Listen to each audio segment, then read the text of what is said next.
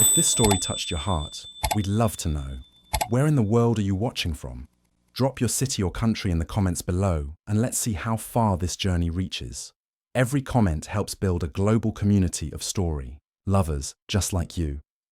And if this moment moved you, don't forget to subscribe and turn on the notification bell, because tomorrow, a brand new story awaits.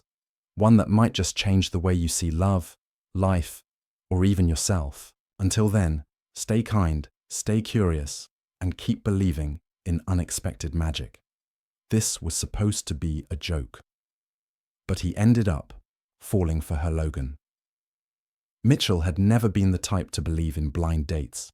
As a 32-year-old financial analyst, living in the heart of Chicago, his world revolved around numbers, market trends, and coffee-fueled meetings. Romance, for him, was more of a logical checklist than an emotional connection. So when his best friend Brandon convinced him to go on a blind date just to shake things up, Logan reluctantly agreed, with one condition. If it went terribly, Brandon owed him dinner for a week. As he sat at a quiet corner table in a rustic café tucked between tall buildings and glowing street lamps, Logan glanced at his watch. He was 10 minutes early, not because he was excited, but out of habit. The soft hum of jazz music played overhead, blending with the low chatter of nearby tables and the rich aroma of espresso beans swirling in the air. He looked sharp in a dark grey blazer and polished leather shoes, but the disinterest on his face was clear. This wasn't his scene, this wasn't his idea, and if he was being honest with himself, he already expected to be disappointed. Brandon had been vague when describing the woman. "She's not your usual type," he had said, with a smirk that made Logan raise an eyebrow. "But trust me, you might learn something." That comment stuck with him, irritating and unsettling all at once. Logan's idea of a type was no secret. He liked elegance, poise, and a polished look. This unknown woman, Harper Lane, didn't seem to fit the mold. He imagined someone awkward, perhaps overly talkative or poorly dressed, and he had already mapped out an escape strategy if things went south. Then the door chimed. Logan looked up mid-sip and nearly choked on his coffee. A woman walked in, tall, confident, and effortlessly graceful. Her hair was swept into loose waves, the kind that looked natural but elegant. She wore a soft blue sweater over dark jeans, simple yet refined. Her posture was upright, her steps calm and measured as she glanced around the cafe. There was something unbothered about her presence, something quietly magnetic. Logan's heart skipped in a way he didn't expect. As she approached his table, he recognized her from the small photo Brandon had shown him. This was Harper Lane. But in person, she was nothing like he had imagined. No heavy glasses, no insecure fidgeting, no plainness to speak of, just calm, confident beauty. He stood up a little too quickly, nearly knocking over his cup. "Logan?" she asked, her voice light and composed. He nodded, suddenly unsure of his words.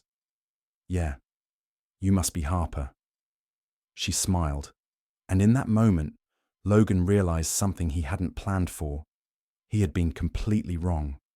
And for the first time, in a long time, that realization didn't annoy him. It intrigued him. Logan wasn't used to being caught off guard, but as Harper sat across from him, confidently tucking a strand of hair behind her ear, he felt completely off balance. He had walked into the cafe expecting a quick, awkward conversation and a polite exit. What he got instead was a woman who carried herself like she had nothing to prove, and that somehow made her even more compelling.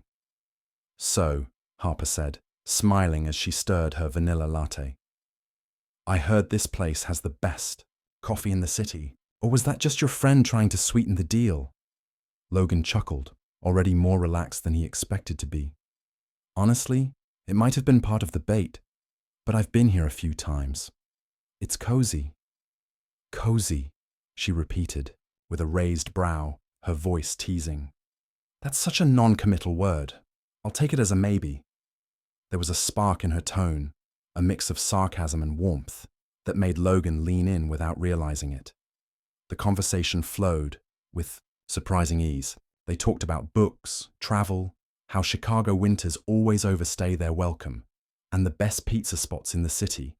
Harper firmly defended deep dish, while Logan admitted he was more of a thin crust guy. Their banter was light, but the connection underneath was starting to deepen. Still, Logan couldn't shake the voice in the back of his mind, the one that reminded him this wasn't supposed to happen. He wasn't supposed to enjoy this. Harper wasn't supposed to be like this. He had dated models, socialites, women who looked picture perfect in Instagram filters, but none of them ever made him feel curious. Not like this. As Harper spoke about her job in publishing, how she worked with authors to refine their stories and bring them to life, Logan found himself truly listening, not just nodding and pretending. Listening. "I love the process," she said, her eyes lighting up. "It's not just about editing commas or grammar. It's about helping someone find the heart of what they're trying to say. Most people overlook that." Logan stared at her, momentarily stunned by the passion in her voice.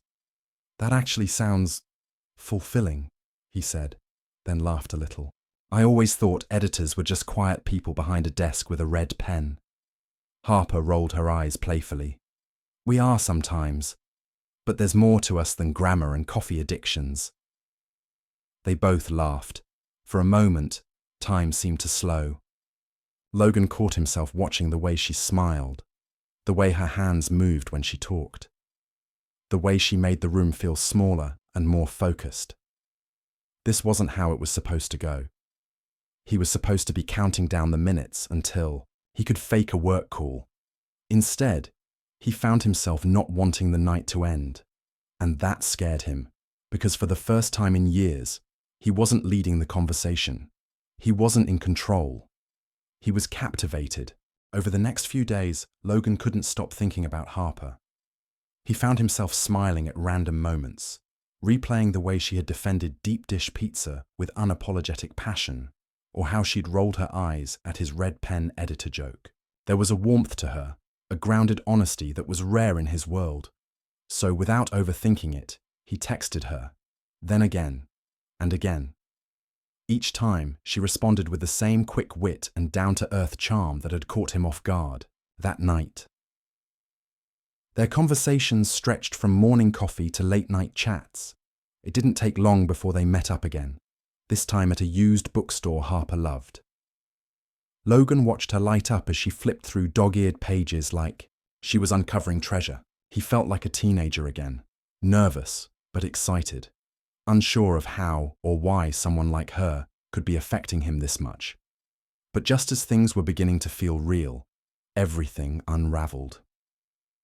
It started with a phone call. Logan was at his apartment, scrolling through a list of Harper's favorite authors on his laptop, thinking about surprising her with a signed copy of something special. Then his phone rang. It was Brandon. "Yo," Brandon said, his tone casual, like nothing had changed. "Just ran into your book girl earlier. Told her it was cool how she rolled with that whole bet thing." Logan sat up straight. "Wait, what did you just say?" "I mean," Brandon continued, laughing, "she handled it like a champ. No, considering you thought she was going to be a disaster." Silence. "Brandon," Logan said slowly, his voice tightening. "Please tell me you didn't say anything about the bet." There was a pause. Then a week. "I thought she already knew." Logan didn't hear the rest. His stomach dropped.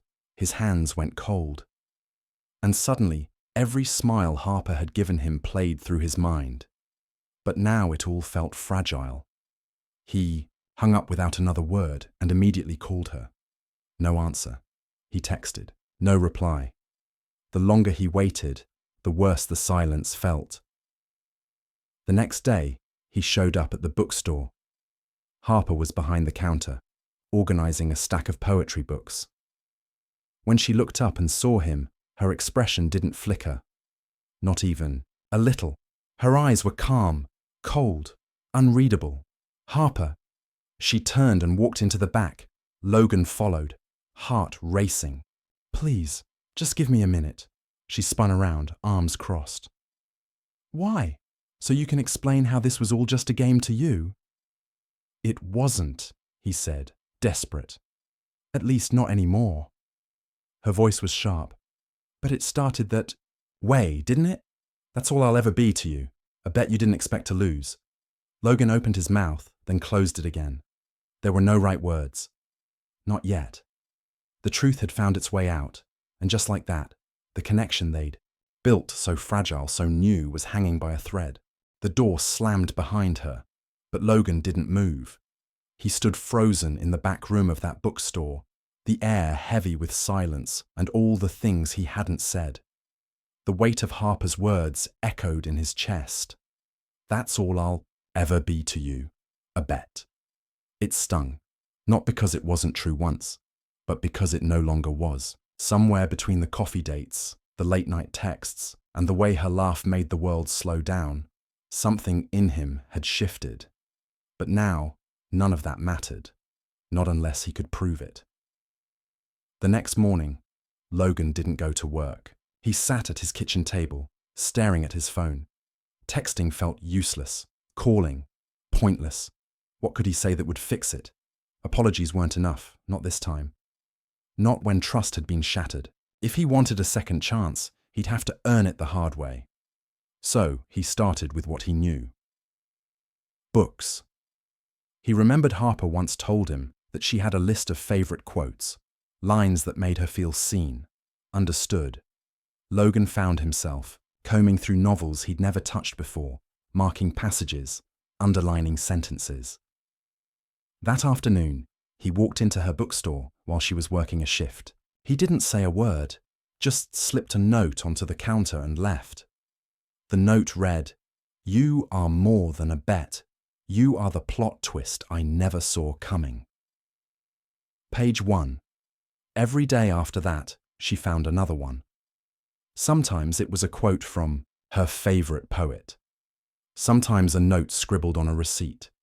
Sometimes it was something simple like, "I still remember the way you looked at that battered Hemingway first edition." Harper didn't respond, not with words, but she didn't tear the notes up either. She kept them. Logan knew, because he'd peeked through the window once and seen them, folded neatly beside the register. Then came the confrontation. Logan stormed into Brandon's office without knocking. "You messed this up," he said, his voice calm but sharp. Brandon blinked. "Dude, it was a joke." "No, it wasn't," Logan cut him off. "You humiliated her, and you made me realize just how easy it is to ruin something real when you treat people like they're entertainment." Brandon rolled his eyes. "You seriously like her, huh?" Logan nodded. "I do. And if you can't respect that, then maybe you don't really know me at all." It wasn't for Brandon's sake. It was for his own. Saying the words out loud cemented the truth he already knew. Harper wasn't just someone he liked. She was someone worth fighting for. That evening, Logan waited outside the bookstore again. When Harper stepped out and saw him, she didn't walk away. She stopped, arms folded, her expression guarded. "You really don't give up, do you?" He smiled, exhausted, but sincere. "Not when it comes to something that matters." There was a pause. "Why are you doing this?" she asked softly. He stepped closer. "Because I see you now, Harper. I see who you are, and I don't want to lose that because of one stupid mistake." Harper didn't answer right away. She stood there on the dimly lit sidewalk, arms folded tightly across her chest, staring at the man who had once made her feel seen, and then blindsided her. Logan's face was sincere. No charm, no arrogance, just quiet hope and exhaustion written all over him. She wanted to believe him. A part of her already did. But the other part, the one that had been hurt too many times before, still held its breath. Finally, she broke the silence. "I don't need a grand gesture," she said, her voice steady but soft. "I don't want flowers or speeches. I want honesty, Logan. I want to know that you're not just here out of guilt." "I'm not," he said immediately, stepping forward, the words tumbling from his chest. I'm here because I didn't realize how empty my life was until you walked into it. Because for the first time, I care about someone more than I care about how things look. And because I'd rather take the long road back to your trust than spend one more day pretending I'm fine without you." She looked away for a moment, fighting the tears building behind her eyes. Logan saw it, the flicker of conflict in her expression, but when she looked back at him, her eyes had softened. "Okay," she said, "but we start over. No expectations. No versions of me you think I should be. Just us." Relief washed over him like a wave. He nodded, not even trying, to hide the smile breaking across his face. Just us. That weekend, they met again at the same café where it all began. The corner table by the window felt different now, less like a setting for a bet, and more like a place where something real had a chance to grow. Harper walked in, wearing a forest green sweater and black jeans, her hair tied up casually. There was no makeup, no show, just her, and Logan had never thought she looked more beautiful. They didn't talk about the past, not at first. Instead, they shared coffee, traded stories about childhood summers and embarrassing teenage moments. They laughed, they paused, they listened. It felt easy, unforced. Afterward, as they stepped out into the crisp evening air, Logan turned to her. "Do you ever wonder how one night, one person, can flip your entire world upside down?" Harper smiled. "Only every time I see you." They walked in silence for a while, side by side, until they reached the little bridge that overlooked the river. It was quiet, peaceful. And as Logan leaned on the railing beside her, he realized something profound. He no longer cared about appearances, about being in control, or about meeting expectations. All he cared about was being the kind of man Harper believed in. Love, it turned out, wasn't about perfection. It was about presence, and for the first time in his life, Logan was finally where he wanted to be. Right here, with her. If this story stirred something in your heart, we'd love to hear from you. What part of Logan and Harper's journey resonated with you the most? Have you ever been judged or judged someone before truly getting to know them? Have you ever had to rebuild trust after making a mistake? Let's talk about it in the comments. And while you're at it, let us know where in the world you're watching from. It's incredible to see how stories like these connect people from all corners of the globe. Whether you're in New York, Sydney, Manila, or Cape Town, drop your city or country below and say hi. Your thoughts, your stories, and your reflections are what make this community so powerful. We read every comment, and each one means the world to us. So don't be shy. Share your take, your truth, or even just a simple emoji if this story hit home. And if you haven't already, make sure to subscribe and turn on the notification bell, because tomorrow's story might just be the one that changes your perspective all over again. We'll be waiting for you. We'll be waiting for